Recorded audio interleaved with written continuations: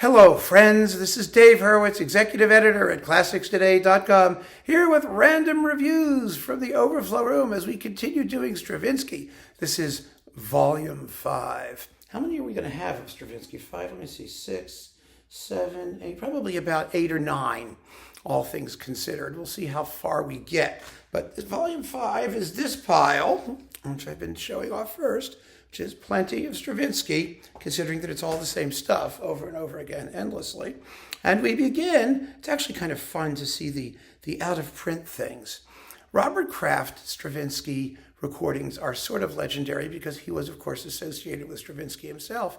And he was a wonderful conductor of Stravinsky's middle and late period stuff, less so the early things, which didn't stop him from making them over and over again because those are the only things people care about in Stravinsky, and they sell, more or less. So here we have the Rite of Spring and Apollon Musagette, which is the 1947 revision of Apollo, with the London Symphony Orchestra on the Koch label. Koch. He redid this stuff on Naxos with the Philharmonia. These are with the London Symphony. I think this performance of the Rite of Spring, maybe it's his best one. It's pretty good. It's pretty zippy. It has more excitement than some of the other ones, but it's still, not like going to send you into transports of savage ecstasy. And Apollo is marvelous. I mean, he does it extraordinarily well, and I find it to be a not terribly interesting ballet, but that's me. Then we've got Stravinsky Volume 3. What label was this? Oh, this is also Koch. You've got Complete Pulcinella, 3 pieces for clarinet solo, for Pablo Picasso, clarinet solo, the Piano Concerto with Misha Dichter, and the Danse Concertante, all with Robert Kraft doing his Kraft-like things. It's very, very good. It's a very good recording. And here's another Koch. I've got a whole bunch of these. Wow, goodness. The Fairy's Kiss and Orpheus with the London Symphony Orchestra. First-rate stuff. And some of this must have been licensed somewhere. To Naxos, maybe some of it was. But it looked like most of these were newer recordings. No, here's Kraft and the Philharmonia and the Orchestra of St. Luke's doing Oedipus Rex, Babel, A Sermon and Narrative of Prayer, and Zvezdoliki, the King of the Stars, better known as. And this I think showed up on Naxos. I really think it did, or at least some of it did. It was all coupled differently. But the Oedipus Rex has Martin Hill, Jennifer Lane, and David Wilson Johnson, Andrew Greenan, and Joseph Cornwell. And it's good, but I mean, the best Oedipus Rexes, I mean, we know what they are, right? There's like Bernstein, which is insane and wonderful.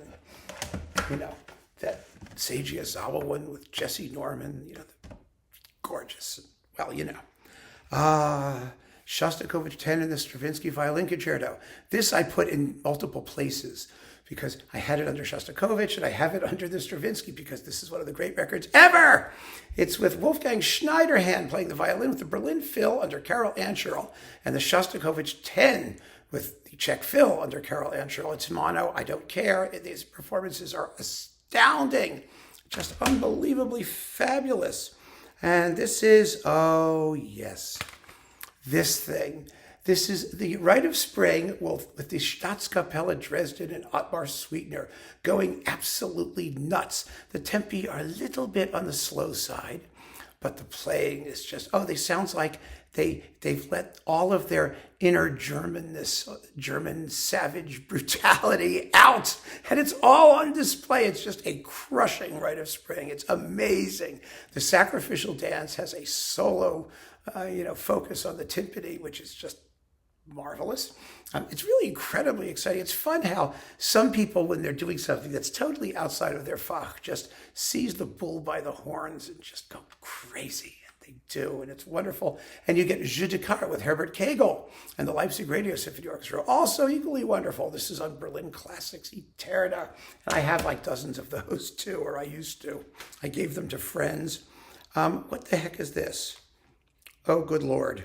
Yes, this is this strange disc on this label called Triton from Japan. It's Yevgeny Svetlanov with the State Academic Symphony Orchestra of Russia, and it's called The Bird. The Bird. See the bird? It's called The Bird. And you've got Ravel, Mother Goose, and Respighi's The Birds, and Stravinsky's The Firebird, all on one handy-dandy Japanese disc with lots of Japanese. So it's hard to tell exactly what you're getting and what it does, and it sounds very good. The Mother Goose is just the suite, and the rest of it is the rest of it. And my goodness, this is a strange disc. I mean, it's one of those things, you just have to keep it because it's Svetlanov and you do that much Stravinsky, and it's, there you go. What's this one? Oh, Zubin Mehta and the Los Angeles Phil, again, doing the Rite of Spring and Petrushka and 8 instrumental miniatures. This is Japanese Decca. Some of this stuff, I keep coming across it because it was unavailable for such a long time. A lot of it went out of print, but you could get it in Japan as part of these endless series of reissues. And sometimes they were remastered and they sounded really, really good. So, I have them. And I mean, I don't want to get rid of them. I mean, I have them, even though I have all that stuff in the Meta Los Angeles Phil box that Decca reissued, or Decca issued. Robert Kraft and the Philharmonia, the Firebird Suite, 1945 version, Jeu de Cartes, and the Symphony in 3 movements. Very, very good performances. The 1945 Firebird Suite has been more excitingly played elsewhere, of course, but the Symphony and Jeu de Cartes are marvelous. This is Koch, the Philharmonia, and Stravinsky, Robert Kraft, the Philharmonia, Symphony of Psalms, Les Noces, Lamentations of Jeremiah. This is a different coupling of something that was issued previously. I can't even keep it straight anymore. Les Noces is fabulous. I mean, Kraft was just a master at Les Noces, and he understood its importance, and he conducted it with a love and fidelity that's unlike anyone else. And Thraney, the Lamentations of Jeremiah. Oh, that's fun. You're not going to hear it done better, that's for sure. Here's the Berlin Classics things. The Pulcinella Suite with Herbert Kegel, and the Song of the Nightingale, and the Capriccio for Piano and Orchestra with Peter Rosal, with the Dresden Philharmonic on Berlin Classics. I keep all these East German things. There was something about communism that did Stravinsky some kind of justice. I don't know why. Shadow Dances, Stravinsky miniatures with Orpheus, which is in the Orpheus box. You get the suites for small orchestra and the concerto in D for string orchestra, the octet and ragtime and the scherzo alla Russe, and concertino for 12 instruments, and all kinds of little juicy things perfectly played. Superb. On Supraphon with the Karol Krautgartner Orchestra, the Prague Chamber Harmony, Libor Peszek, Karol Krautgartner, Jan Novotny. You have the suite from L'Histoire du Soldat.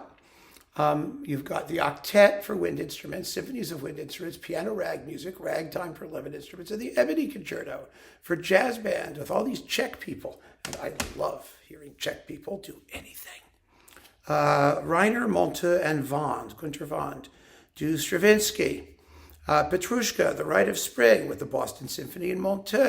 The Petrushka is fabulous. It's in stereo. The Rite of Spring is in mono, but it's Monte's best recording of that.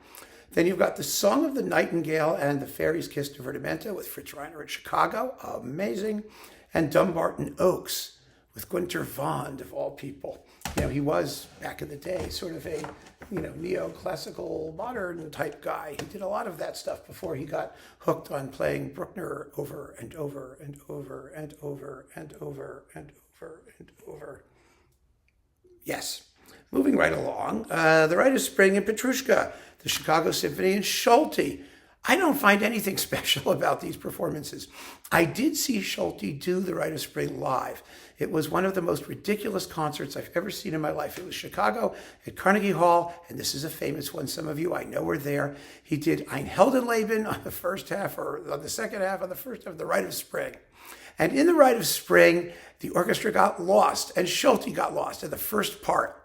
And it was in the Procession of the Sage business, I think is where it was. Da da da da da da da da da da da da da da da, or the Games of Rival Tribes, whatever that thing is called. And Part of the orchestra went left and the other half went right, and Schulte scratched his head and turned pages in his score. It went like this, and eventually the two roads intersected once again, and it was mortifying, and I enjoyed it to no end. Then we have, let's see, but those aren't special, they're okay. Stravinsky conducts Stravinsky, the mono years. I think we talked about this in the last version. I had other versions of this stuff. Didn't I? Stravinsky, the mono years, where is it? Because I was trying to fit it in the slot at the end there, and it wasn't slotting properly. Well, in any case, here it is again. And there it is, the mono years. I have two of them. Okay, how about this one? Ricardo Shail. Oh, yes. This is the Japanese version of his Cleveland Rite of Spring, which is one of the greatest Rite of Springs ever. It's played as with the razor sharpness of Boulez, but with an added degree of savagery and earthiness, and the most amazing recording of a bass drum you've ever heard in your life. This is the Japanese version, coupled to the 4 Norwegian moods, which I got because, it was out of print. And these things just went out of print, and you have to have them available regularly. Then we've got the Symphony of Psalms, Symphony in C, and the Concerto in D with Herbert von Karajan and the Berlin Philharmonic. A completely unidiomatic and mismatched alliance of conductor and repertoire.